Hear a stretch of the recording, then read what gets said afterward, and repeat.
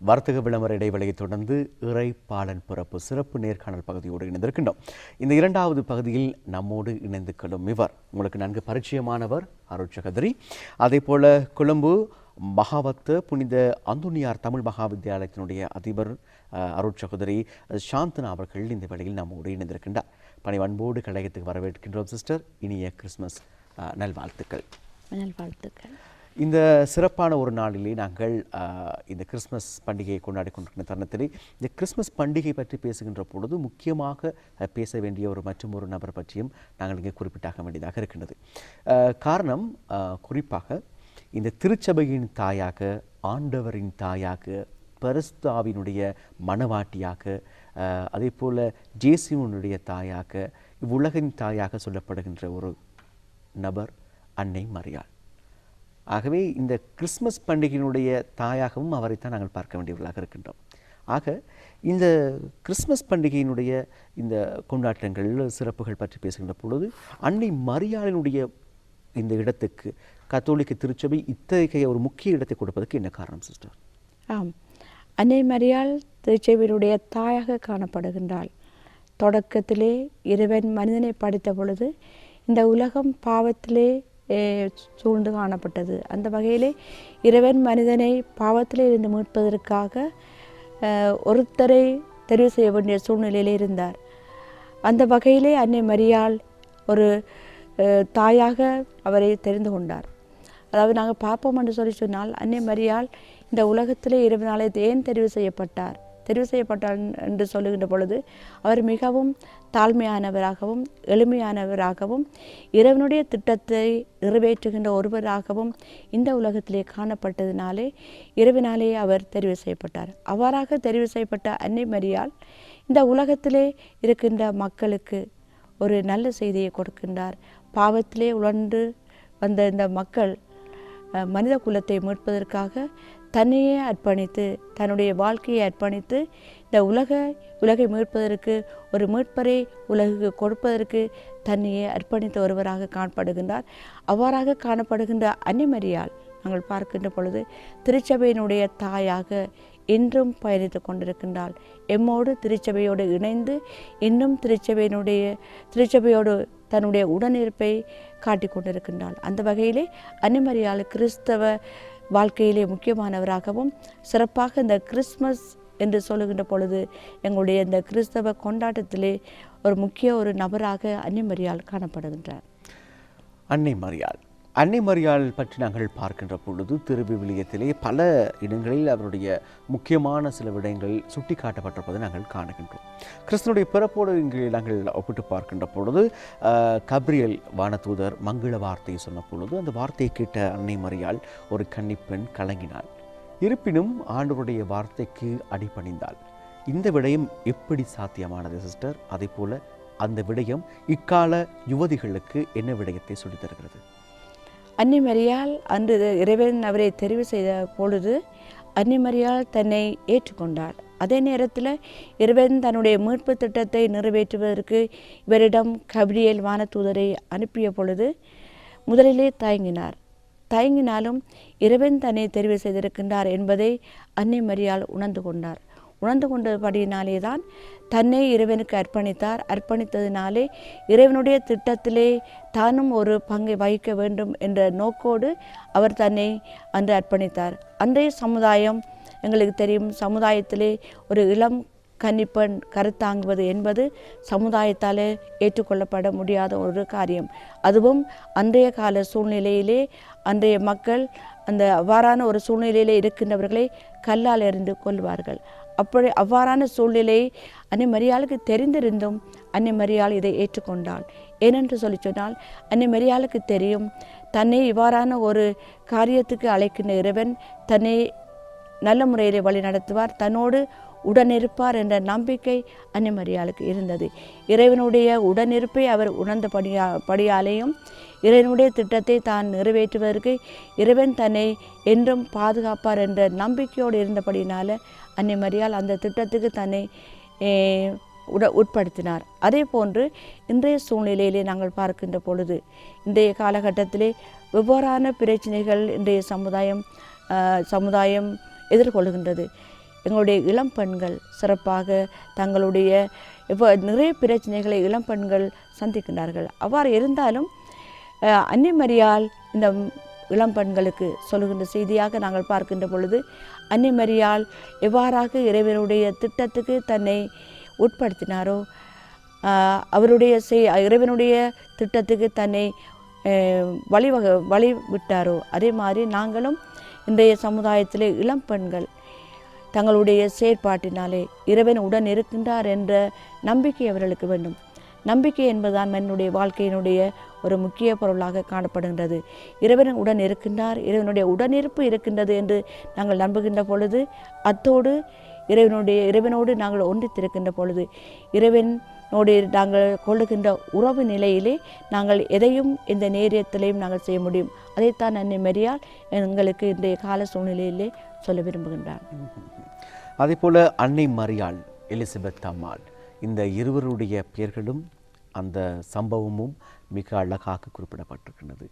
இந்த நட்பு எதை தெளிவுபடுத்துகிறது சிஸ்டர்? ஆம், அன்னை மரியாள் எலிசபெத்தினுடைய சந்திப்பு, அதை நாங்கள் பார்க்கின்ற பொழுது, அன்னை மரியாள் அந்த தான் இருந்த சூழ்நிலையிலேயும், அதாவது கருத்தாங்கி இருந்தால் அந்த சூழ்நிலையிலேயும் எலிசபெத் அம்மாளை சந்திக்க போகின்றாள்.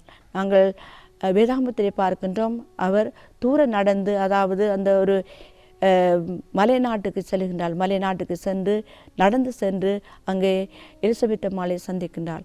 சந்திக்க போகின்ற பொழுது அன்னை மரியாளுக்கு தன்னுடைய கஷ்டங்களோ துன்பங்களோ ஒன்றும் அவர் பார்க்கவில்லை. ஏனென்று சொல்லி சொன்னால், மற்றவர்களுக்கு உதவி செய்ய வேண்டும், கஷ்டத்திலே இருக்கின்றவர்களுக்கு நாங்கள் உதவி செய்ய வேண்டும் என்ற ஒரு மனநிலையோடு தான் அன்னை மரியாள் அங்கு ஓடோடி சென்றதாக எங்களுக்கு வேதாகமம் சொல்லுகின்றது. அதே போன்று அன்றைய சூழ்நிலையிலே அன்னை மரியாள் தன்னுடைய கஷ்டங்களை துன்பங்களை பாராது தன்னுடைய எலிசபெத் அம்மாளுக்கு உதவி செய்ய வேண்டும் என்று சென்றாள். அதே போன்று இன்றைய சூழ்நிலையிலேயும் நாங்களும் கஷ்டத்திலே இருக்கின்ற மக்களுக்கு எங்களுடைய கஷ்டங்களை நாங்கள் பாராது அவர்களுக்கு உதவி செய்ய வேண்டும். அவர்கள் எங்களோடு இருக்கின்றார்கள், அவர்களுக்கு எங்களுடைய உடனிருப்பை நாங்கள் இருக்கின்றோம் என்ற ஒரு தைரியத்தை கொடுப்பதற்கு அன்னை மரியாள் இந்த செய்தியினூடாக எங்களுக்கு சொல்ல விரும்புகின்றார். அன்னை மரியாள் அவள் பற்றி சொல்லுகின்ற பொழுது பல இடங்களில் மனதில் இருத்தி கொண்டாள் என்கிற ஒரு விடத்தை நாங்கள் பார்க்கின்றோம். ஒரு விடத்தை அவர் மனதில் இருத்தி கொண்டார் என்று சொல்லப்படுவதை காண்கின்றோம். அதே போல் தன்னுடைய மகனுக்கு கானா ஒரு கல்யாணத்தின் பொழுது அன்னையே என்னுடைய நேரம் இன்னும் வரவில்லை என்று சொன்னுகின்ற பொழுது அன்னையாக அவள் ஜேசுவுக்கு தேவ மகனுக்கு அங்கே வேண்டுகோள் அல்ல கட்டளையை விடுக்கின்றாள் இவருடைய அந்த திருமணம் தொடர்பாக. இந்த விடயம் இந்த காலத்தில் இருக்கின்ற தாய்மார்களுக்கு எத்தகைய விடயத்தை சொல்லித்தருகிறது சிஸ்டர்? ஆம், அன்று அன்னை மரியாள் தன்னுடைய வாழ்க்கையிலே நடந்த விடயங்கள் எங்களுக்கு தெரியும். தொடக்க காலத்தில் இருந்தே கபிரியேல் வானதூதர் சொன்ன அந்த செய்தியை கேட்ட காலத்தில் இருந்தே இறைவனுடைய திட்டத்துக்கு தன்னை அர்ப்பணித்தவள். எவ்வளவோ கஷ்டங்கள் துன்பங்கள் வந்த பொழுதும் இயேசு பிறந்த பொழுது இடம் இல்லை, இருந்தாலும் அந்த கஷ்டத்தை அவள் ஏற்றுக்கொண்டாள். பிறகு நாங்கள் பார்க்கின்ற பொழுது பைபிளிலே நாங்கள் பார்க்கின்றோம், அன்னை மரியாள் இயேசுனுடைய வாழ்க்கை பயணத்திலே தொடர்ந்து கொண்டிருந்தாள். இயேசுனுடைய பாலக பருவத்திலேயும் அவர் காணாமல் போயிருந்தாள். அந்த நேரத்தில் அன்னை மரியாள் மிகவும் கஷ்டப்பட்டாள். அப்படி இருந்தும் அன்னை மரியாள் தன்னுடைய மகனோடு உடன் இருந்து இறைவனுடைய திட்டத்தை இயேசு நிறைவேற்றுவதற்கு ஒரு தாயாக அவருக்கு எப்பொழுதும் ஒரு சக்தியாக இருந்தாள். அதே போன்று இன்று நாங்கள் பார்க்கின்ற பொழுது இன்றைய தாய்மார் இன்றைய நவநாகரிக உலகிலே நாங்கள் இருக்கின்றோம். இந்த நவநாகரிக உலகை நாங்கள் பார்க்கின்ற பொழுது மிகவும் கஷ்டப்பட்ட சூழ்நிலையிலே எங்களுடைய மக்கள் இருக்கின்றார்கள். இவ்வாறான சூழ்நிலையிலே எங்களுடைய தாய்மார், சிறப்பாக இளம் தாய்மார் எங்களுடைய பிள்ளைகளை வளர்க்கின்ற பொழுது அவர்களுக்கு நாங்கள் சொல்லிக் கொடுக்க வேண்டிய செய்தி, நான் இருக்கின்றேன், எந்த ஒரு காரியத்தையும் நீ பயப்படாமல் செய்.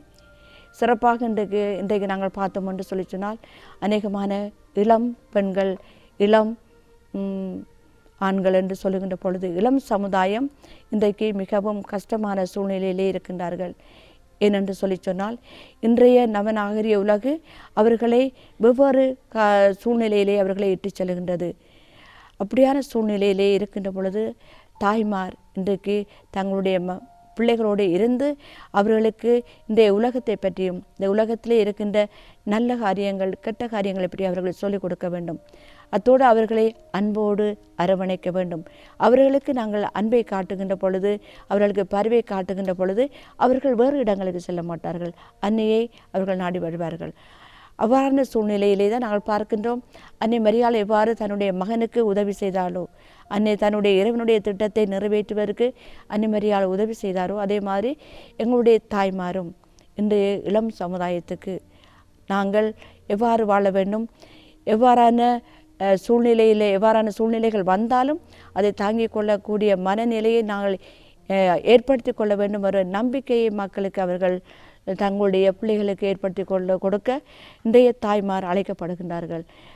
இன்றைய சூழ்நிலையில் பார்க்கின்ற பொழுது இன்றைய நாளிலே மிகவும் இளம் சமுதாயம் போதைப்பொருள் எவ்வாறான இதற்கு அடிமையாகி இருக்கின்றார்கள்.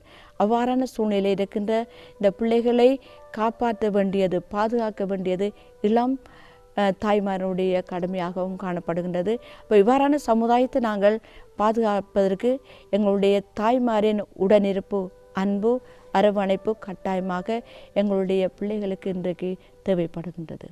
அதே போல் தாய் பற்றி பேசுகின்ற பொழுது ஜேசு குழந்தையினுடைய வளர்ப்பு தந்தை சூசை பற்றியும் பேச வேண்டியதாக இருக்கின்றோம். அதிகமாக பேசுவது குறைவு. அவருடைய அந்த அர்ப்பணிப்பு எப்படி சாத்தியமானது சிஸ்டர்? ஆம், சூசையப்பரை நாங்கள் பார்க்கின்ற பொழுது சூசையப்பர் எப்பொழுதும் அந்த திருக்குடும்பத்திலே இருந்தார். ஆனால் வேதாகமத்திலே நாங்கள் பார்க்கின்ற பொழுது அவரை பற்றி கூடுதலாக கதைப்பதில்லை. ஒரு சில இடங்களிலே மாத்திரம் அவரை பற்றிய சில குறிப்புகள் காணப்படுகின்றது. இருப்பினும் நாங்கள் ஊகிக்க முடியும் சூசையப்பர் எவ்வாறு தன்னுடைய மகனை, இறைவனுடைய திட்டத்தை நிறைவேற்றுவதற்கு தன்னுடைய மகனுக்கு கட்டாயமாக எவ்வாறு வாழ வேண்டும், இந்த சமுதாயத்திலே நாங்கள் எவ்வாறு வாழ வேண்டும், எவ்வாறான பிரச்சனைகள் வந்தாலும் அந்த பிரச்சனைகளுக்கு எவ்வாறு நாங்கள் முகம் கொடுக்க வேண்டும் என்று தன்னுடைய மகனுக்கு கட்டாயமாக சொல்லியிருப்பார். அந்த வகையிலே தான் இயேசுவும் தன்னுடைய வாழ்க்கையிலே வந்த பிரச்சனைகளை, தான் முகம் கொடுத்த சவால்களை ஏற்றுக்கொள்ளக்கூடிய ஒருவராக அவர் காணப்பட்டார். நிச்சயமாக சூசையப்பர் அவருக்கு எப்பொழுதும் தன்னுடைய உடனிருப்பையும், தன்னுடைய பக்தியையும், தன்னுடைய பாதுகாப்பையும் அவருக்கு கொடுத்து அவரை வழி நடத்தியிருப்பார்.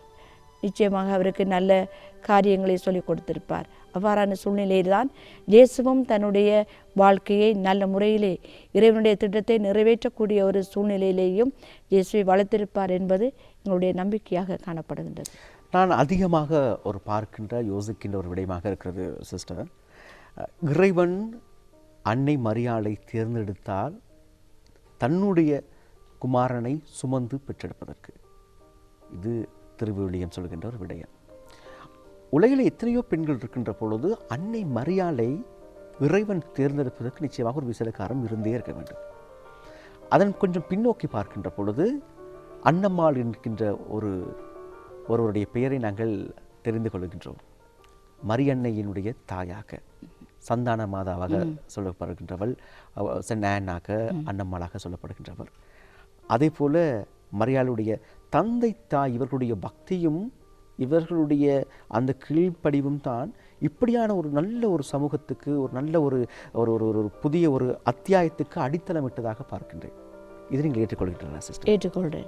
ஏனென்று சொன்னால் ஒரு குடும்பம் எவ்வாறு வாழுகின்றது, எவ்வாறு சூழ்நிலையை உருவாக்கி கொடுக்கின்றது என்று பார்க்கின்ற பொழுது அந்த குடும்பத்திலே ஒரு நல்ல ஒரு சூழ்நிலையை நாங்கள் ஏற்படுத்தி கொடுத்தால்தான் அந்த குடும்பத்தில் இருக்கின்ற பிள்ளைகளுடைய எதிர்காலம் நல்ல முறையிலே அமையும். அந்த வகையிலே தான் அன்னை மரியாளுடைய தாய் அன்னாள் அவவும் தன்னுடைய மகளை இறைவனுடைய திட்டத்தை ஏற்றுக்கொள்வதற்கு ஒரு சூழ்நிலையை அவருக்கு ஏற்படுத்தி கொடுத்திருப்பார். நிச்சயமாக அன்னை மரியாளுக்கு இறைவனுடைய திட்டத்தை ஏற்றுக்கொள்ள வேண்டும். எவ்வாறு நாங்கள் இறைவன் எங்களோடு இருக்கின்றார், அந்த எளிமையான ஒரு வாழ்க்கை முறை, அதோடு ஏழ்மையான வாழ்க்கை முறை, இவ்வாறான வாழ்க்கை முறையிலே அவர்கள் வாழ்ந்து வருகின்ற பொழுதுதான் இறைவனும் அன்னை மரியாளை தெரிந்து கொண்டார். அன்னை மரியாளை இறைவன் தெரிந்து கொண்டால் ஏனென்று சொன்னால் அவர் மிகவும் தாழ்மையான ஒரு யுவதியாக அந்த காலகட்டத்திலே இருந்திருந்தாள் என்று சொல்லப்படுகின்றது. அதே நேரத்தில் இறைவனுடைய திட்டத்தை ஏற்றுக்கொள்ளக்கூடிய ஒரு மனப்பக்குவத்தை அவர் ஏற்படுத்தி கொண்டிருந்தார். அந்த வகையிலே தான் அவர்களுடைய குடும்ப சூழ்நிலை அவர்களை இவ்வாறான இறைவனுடைய திட்டத்தை ஏற்றுக்கொள்வதற்கு ஒரு களமாக குடும்பம் காணப்பட்டிருக்கின்றது. அந்த வகையிலே தான் அன்னை மரியாளுடைய குடும்பம் இந்த இறைவனுடைய திட்டத்தை ஏற்றுக்கொள்வதற்கு அன்னை மரியாளுடைய தாயும் அவருடைய அன்னை மரியாளுடைய தகப்பன் ஸ்வக்கின் என்று சொல்கின்றோம் அவரும் அந்த குடும்ப சூழ்நிலை அவர்களுக்கு இறைவனுடைய திட்டத்தை ஏற்றுக்கொள்வதற்கு ஒரு களமாக அமைந்திருக்கின்றது. அவ்வாறான களங்கள் எங்களுடைய சமுதாயத்துக்கும் கட்டாயம் தேவை. ஏனென்று சொன்னால் குடும்பம் எவ்வாறு இருக்கின்றதோ அவ்வாறான குடும்பங்களில் இருந்து வருகின்ற பிள்ளைகள் தான் ஒரு சமுதாயத்தில் ஒரு நல்ல ஒரு மக்களாக வரக்கூடிய சூழ்நிலை இருக்கின்றது. அதற்கு நல்ல மக்கள் வர வேண்டும் என்று சொல்லால் உங்களுடைய குடும்பம் ஒரு களம் அமைத்து கொடுக்க வேண்டும். இந்த குடும்பத்தில் இருக்கின்ற தாய் தந்தையனுடைய நல்ல வளர்ப்பு, நல்ல காரியங்கள், நற்பழக்க வழக்கங்கள் இந்த பிள்ளைகளை சமுதாயத்துக்கு நல்ல மக்களாக கொடுக்கின்றது. அந்த வகையிலே தான் அன்னை மரியாளும் ஒரு நல்ல ஒரு தாயாக வருவதற்கு இந்த குடும்பம் ஒரு களமாக அமைந்திருக்கின்றது என்பதை நாங்கள் ஏற்றுக்கொள்ளக்கூடியதாக இருக்கின்றது. இந்த உலகிலே வாழ்ந்து கொண்டிருக்கின்ற நாங்கள் பல்வேறு வகையான சவால்களுக்கு முகம் கொடுக்க வேண்டியவர்களாக இருக்கின்றோம். ஒன்று இந்த பொருளாதார தேவையாக இருக்கலாம், கல்வியினுடைய தேவையாக இருக்கலாம், தொழில் வாய்ப்பு தேவையாக இருக்கலாம், இப்படியாக பல தேவைகள் இருக்கின்றன. இப்படியாக இருக்கின்ற பொழுது இந்த குறுமடத்துக்கு அருட்தந்தைகளாக அவர்கள் தன்னுடைய வாழ்க்கையை அர்ப்பணிக்க முயலுகின்ற இளைஞர்களாக இருக்கலாம், அல்லது உங்களை போன்ற அருள் சகோதரியாக வர விரும்புகின்ற யுவதிகளாக இருக்கலாம். இந்த எண்ணிக்கை ஒப்பிட்ட அளவில் இப்பொழுது குறைந்து கொண்டு போவதை நாங்கள் பார்க்கின்றோம். முன்பு காலத்தை போல பார்க்கின்ற பொழுது கொஞ்சம் குறைவாக இருக்கிறது. சனத்தொகையோடு ஒப்பிட்டு பார்த்தால் அந்த விகிதாசாரம் வித்தியாசப்படுகிறது. தன்னுடைய குடும்பத்திலிருந்து ஒருவரேனும் இப்படியாக அருட்பணி செய்ய வேண்டும் என்று எதிர்பார்க்கின்ற பெற்றோர்களுக்கு நீங்கள் சொல்லுகின்ற விடயம் என்ன? ஆம், இன்று நாங்கள் பார்க்கின்ற பொழுது எங்களுடைய திருச்சபையிலே பார்க்கின்ற பொழுது திருச்சபையுடைய பணிகளை செய்வதற்கு அருட்சகோதரிகள், அருட்தந்தையர்கள் இன்றைய சூழ்நிலையிலே மிகவும் குறைவானவர்களாகத்தான் காணப்படுகின்றார்கள். அப்படியான சூழ்நிலையை நாங்கள் பார்க்கின்ற பொழுது ஏன் இவ்வாறான மக்கள் இன்றைக்கு இந்த ஒரு குறுமடத்தை நாடியோ அல்லது சந்நியாச மடங்களை நாடியோ போகின்றவர்களுடைய எண்ணிக்கை குறைவாக காணப்படுகின்றது. அந்த எண்ணிக்கை குறைவாக காணப்படுவதற்கு காரணம் இன்றைய நவநாகரிக உலகு. இந்த உலகு அந்த இளம் யுவதிகளை பல்வேறுபட்ட கோணத்திலே அவர்களை இழுக்கின்றது, பல்வேறுபட்ட காரியங்களை அவர்களுக்கு காட்டி கொடுக்கின்றது. நீங்கள் இவ்வாறு இருந்தால் இவ்வாறு சந்தோஷமாக இருக்கலாம் என்ற ஒரு மாயையான உலகை காட்டுகின்ற பொழுது இவர்கள் அந்த பக்கத்திலே இழுக்கப்படுகின்றார்கள். அவ்வாறாக இழுக்கப்படுகின்ற மக்களும் ஒரு இளம் சமுதாயமும் பார்க்க வேண்டும், எங்களுடைய திருச்சபையிலே இன்றைய இருக்கின்ற பணிகளை செய்து போவதற்கு இனி வருகின்ற காலத்திலே யார் செய்வார்கள்? அன்று இறைவன் கேட்டார், யாரை நான் அனுப்புவேன் என்று. அதே போன்று இன்றும் இறைவன் ஒவ்வொரு இளம் யுவதிகளுக்கும் இளைஞர்களுக்கும் சொல்லுகின்ற ஒரு செய்தி, யாரை நான் அனுப்புவேன். அந்த செய்தி கட்டாயமாக அந்த இளம் முறையினருக்கு செல்ல வேண்டும் என்று சொன்னால் அந்த மக்களுடைய வாழ்க்கையிலே, அதாவது அவர்கள் இருக்கின்ற குடும்பங்கள் நல்ல ஒரு களமாக அமைய வேண்டும். அவர்களுக்கு நல்ல செய்தியை கொடுக்க வேண்டும். நல்ல ஒரு பழக்க வழக்கங்களை, திருச்சபையினுடைய பணியை பற்றி நல்ல முறையில் அவர்களுக்கு சொல்லப்பட வேண்டும். அந்த களங்கள் ஒரு சபிக்கின்ற குடும்பங்களாக, திருச்சபையினுடைய பணிகளில் ஈடுபடுகின்ற குடும்பங்களாக இருக்கின்ற பொழுது நிச்சயமாக அந்த இளம் சமுதாயம் திருச்சபையினுடைய பணிக்கு தங்களை அர்ப்பணிக்க முன் வருவார்கள். அதற்கு தாய் தந்தையருடைய வளர்ப்பு நிச்சயமாக தேவைப்படுகின்றது. அவர்கள் தங்களுடைய மக்களுக்கு அதை பற்றி சொல்லிக் கொடுக்க வேண்டும். திருச்சபையினுடைய பணி இவ்வாறாக இருக்கின்றது, நீங்களும் இதிலே நீங்கள் பணி செய்ய நீங்களும் போகலாம் என்ற ஒரு விதையை அவர்களுக்கு விதைக்கின்ற பொழுது அந்த விதை ஒரு விருட்சமாக வளர்வதற்கு அந்த குடும்பம் ஒரு களமாக அமைய வேண்டும். அவருக்கு நல்ல பழக்க வழக்கங்கள், குடும்பமாக இணைந்து செபிக்க வேண்டும், குடும்பமாக இணைந்து ஆலயங்களுக்கு செல்ல வேண்டும், பல்வேறுபட்ட பணிகளிலே பகிர்ந்து வாழ வேண்டும். அன்புறவோடு வாழுகின்ற பொழுது நிச்சயமாக அந்த குடும்பத்திலே இருக்கின்ற ஒரு பிள்ளையாவது இறைவன் கொடுக்கின்ற செய்தியை, இறைக்குறளுக்கு செவி மடுக்கின்ற ஒரு செய்தியை கொடுக்கக்கூடியவர்களாக இன்றைய சமுதாயத்தை நாங்கள் பார்க்கலாம். நீங்கள் அருட் சகோதரி மாத்திரமல்ல, அதிபரும் கூட. பல இளைஞர் யுவதிகளை நீங்கள் இந்த இறை அழைப்பிற்காக வழிநடத்துகின்ற ஒருவர். அந்த வகையில் கேட்கின்றேன், இன்றைய கால இளைஞர் யுவதிகள் பல்வேறு வகையான சவால்களுக்கு முகம் கொடுக்கிறார்கள். மிக முக்கியமாக இந்த கைபேசியிலே இருக்கின்ற இந்த நவீன தொழில்நுட்பத்துக்குள் மூழ்கிவிட்டார்கள் என்று சொல்லலாம். பல பெண்கள் பல்வேறு வகையான ஆபத்தை எதிர்நோக்கிய வண்ணமாக இருக்கிறார்கள். பல்வேறு வகையான ஆபத்து வலைக்குள் சிக்கிக் கொண்டிருக்கின்றார்கள். போலி வார்த்தைகளுக்கும் மாய வாழ்க்கைக்கும் ஏமாந்து போய் செய்வது அறியாது வாழ்க்கை முடிந்து போய்விட்டதே என்று துவண்டிருக்கின்றார்கள். பல விவாகரத்துகள் கத்தோலிக்க திருச்சபையிலே இப்பொழுது பல விவாகரத்தை பார்க்கின்றோம். விவாகரத்துக்கு அனுமதி இல்லை, அதாவது விவாகரத்து என்கிற ஒரு வார்த்தை இல்லை, ஆனால் விவாகரத்து.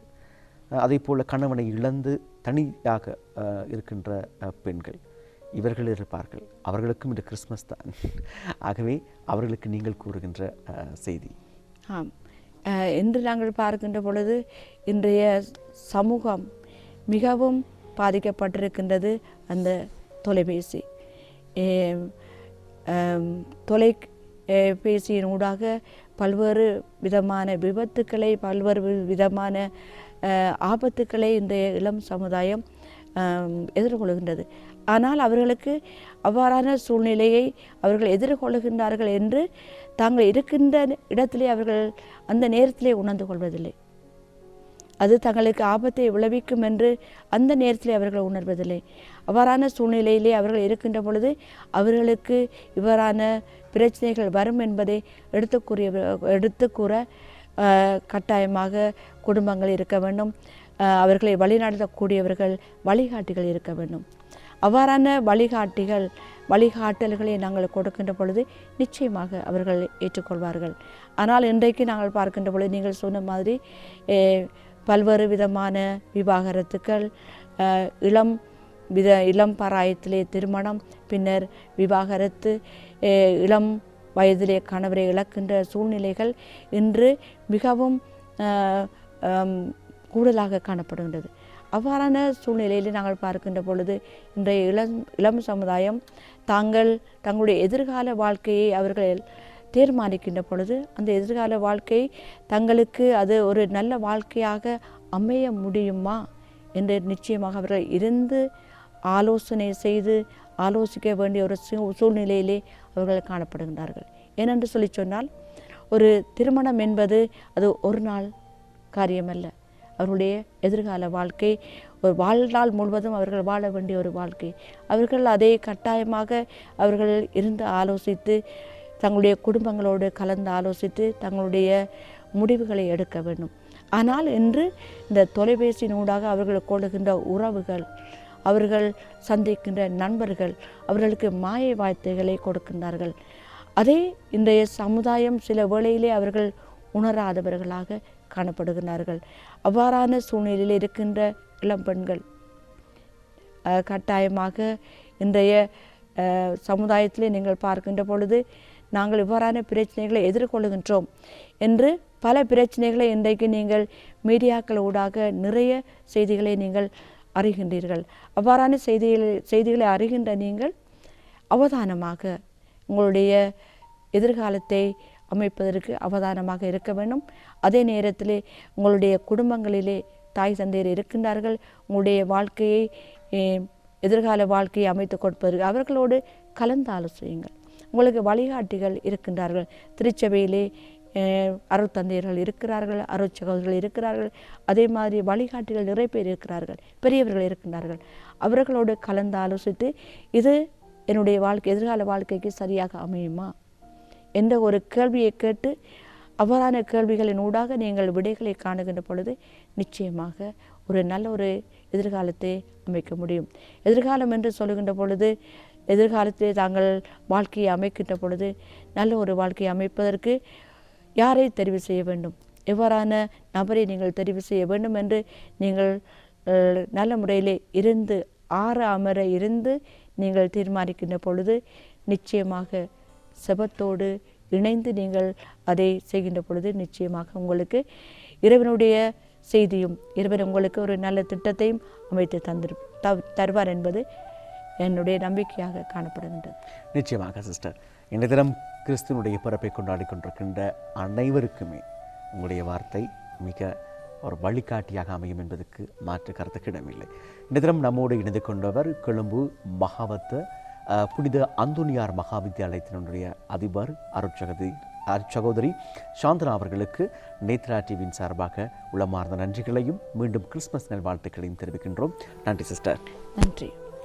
இன்றைய இறைப்பாளன் பிறப்பு இந்த சிறப்பு நிகழ்ச்சியானது உங்களுக்கு நிறைய பலன்களை தந்திருக்கும் என்ற நம்பிக்கையோடு இந்தளவோடு இந்த பகுதியை நாங்கள் நிறைவு செய்கின்றோம். இன்றைய நிகழ்ச்சிக்கான செட், மேக்கப், கேமரா, டெக்னிக்கல் உதவிகள் புரிந்த அனைத்து உத்தியோகஸ்தர்களுக்கும் நன்றிகளை கூறி இந்த நிகழ்ச்சியின் தயாரிப்பாளர் தனஞ்சன் உட்பட அனைத்து தயாரிப்பு குழுவினருக்கும் நன்றிகளை கூறி நாங்கள் விடைபெறுகின்றோம். உங்கள் அனைவருக்கும் இனிய கிறிஸ்துமஸ் நல்வாழ்த்துக்கள். வணக்கம்.